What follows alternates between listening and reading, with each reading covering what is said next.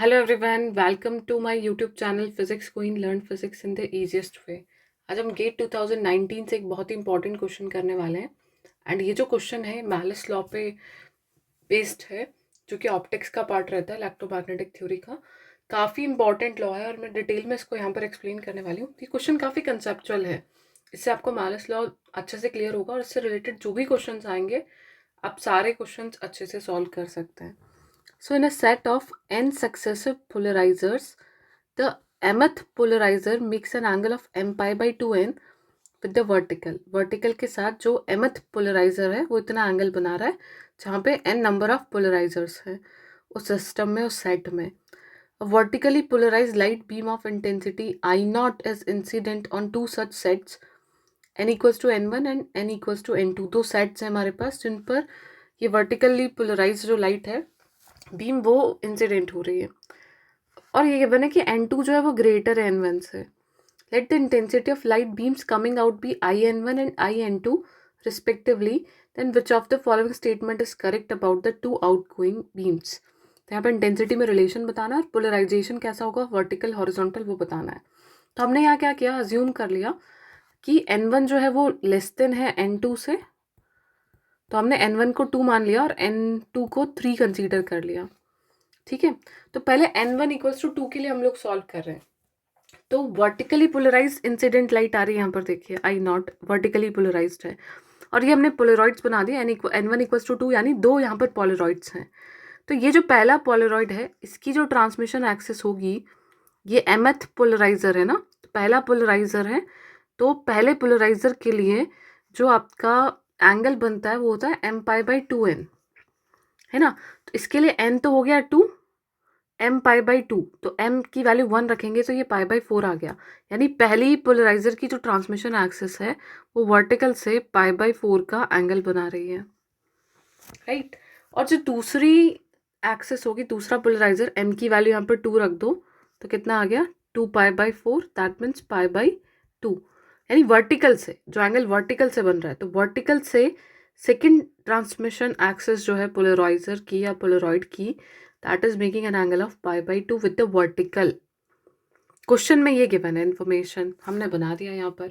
अब malice law क्या कहता है, मैलिस लॉ कहता है कि जो इंटेंसिटी होती है आउटगोइंग किसी भी पोलराइज लाइट के लिए, that is given as I not cos square theta.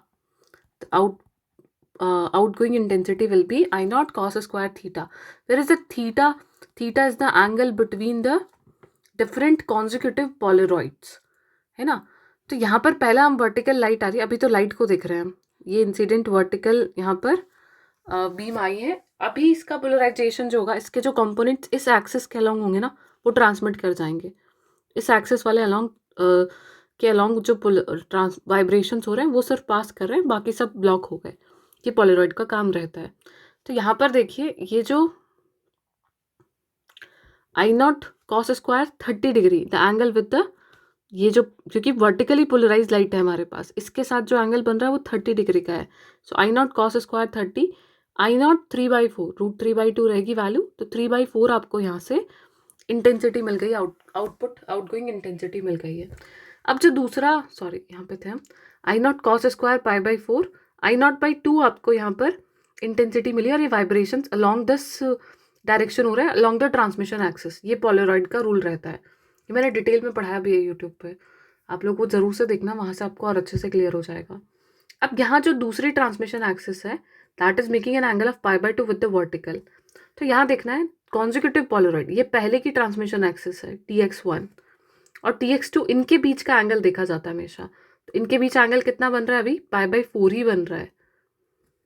तो अभी जो वाइब्रेशंस होंगे वो इसकी ट्रांसमिशन एक्सिस के अलॉन्ग होंगे, यानी इस वाइब्रेशन का ये कंपोनेंट जो है वो पास होगा.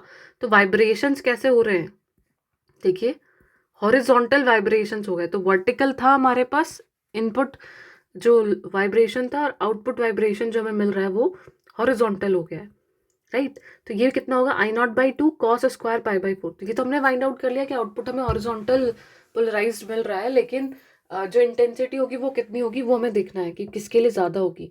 तो I naught by 2 cos square pi by 4 हो गया. क्यों, क्योंकि आई नॉट बाई 2 यहाँ से मिला, ये इनपुट हो गया अभी आई नॉट बाई 2 और cos square theta, theta angle between two conjugative polaroids, that is π/4। तो यहाँ से आपको मिल गया I0/4 फिर से, क्योंकि यहाँ से आपको 1/√2 का स्क्वायर 1/2 मिलेगा, सो IN1 मिल गया I0/4।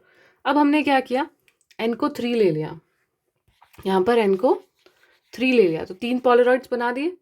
अब इनकी ट्रांसमिशन एक्सेस देखिए, जो पहले है उसकी अभी ट्रांसमिशन एक्सेस जो एंगल बनाएगी वो mπ/2n2 होगा, that will be mπ/2 × 3। m को 1 रखा तो π/6 आ गया, यानी 30 डिग्री। तो पहली ट्रांसमिशन एक्सेस वर्टिकल से 30 डिग्री एंगल बना रही है। दूसरे के लिए m को 2 रखो तो π/3 आ गया, यानी 60 डिग्री। तो दूसरी जो वर्टिकल से एंगल बना रही है ट्रांसमिशन एक्सेस, वो 60 डिग्री बना रही है।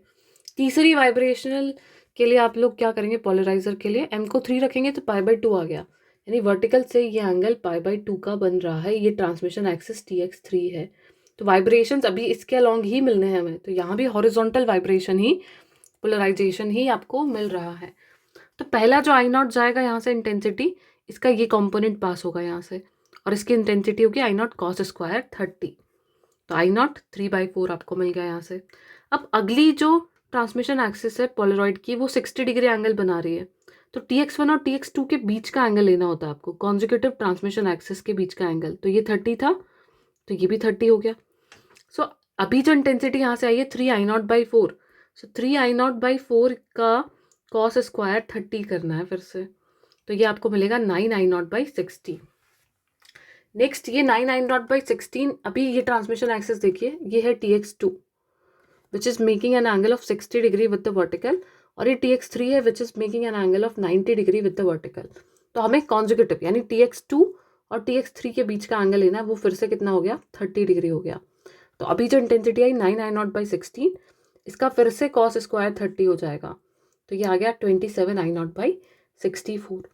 अभी क्या करना है, और हॉरिजॉन्टल वाइब्रेशन से पोलराइजेशन हॉरिजॉन्टल है, तो हमने वैल्यू देखी IN1 के लिए आपको I0/4 मिल रहा है, दैट इज 0.25 I0, और IN2 के लिए 27I0/64 मिल रहा है, दैट इज 0.42 I0। तो ऑब्वियसली जो इंटेंसिटी आपको मिल रही है N2 के करस्पॉन्डिंग वो ज़्यादा है N1 के करस्पॉन्डिंग, और पोलराइजेशन जो है वो हॉरिजॉन्टल है। तो ऑप्शन देखिए, option C will be the correct answer. The polarisation in each case is horizontal and intensity of N2 set is greater than intensity of N1 set. तो ये आपका मैलिस लॉ रहता है, I0 is I0 cos square theta, and ये जो है, ये आपकी जो इंसिडेंट लाइट है वो पोलराइज्ड होनी चाहिए, पोलराइज्ड इंसिडेंट लाइट। और यदि लाइट पोलराइज नहीं है तो I जो है वो I0/2 मिलेगा आपको अनपोलराइज लाइट के लिए, क्योंकि अनपोलराइज लाइट में सारे वाइब्रेशंस पॉसिबल होंगे, तो उनका एवरेज आपको लेना होगा। कॉस स्क्वायर थीटा का एवरेज 1/2 होता है।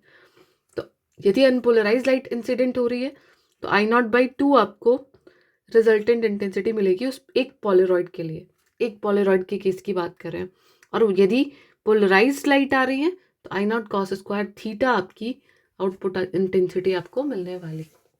तो डिटेल वीडियो जो है वो ज़रूर से देखिएगा, मैं जो प्लेलिस्ट है वो यहाँ पे डिस्क्रिप्शन बॉक्स में डाल दूँगी, वहाँ से फिर आपको डिटेल उसका लिंक मिल जाएगा। बाकी जो हमारा टेलीग्राम चैनल है फिजिक्स क्वीन और सुरभि लाइव, वहाँ पर हमने जो है प्लेलिस्ट प्रोवाइड कर रखी है, तो आप वहाँ से पूरा डिटेल कोर्स जो है, क्रैश कोर्स है ऑप्टिक्स पे, जिसमें हमने सारे क्वेश्चन भी सॉल्व किए, आप लोग देख सकते हैं वहाँ से।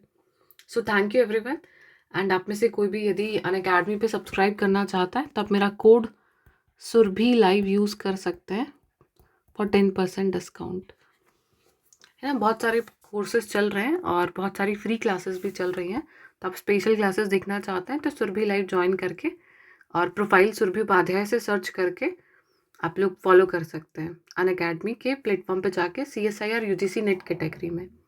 Thank you everyone.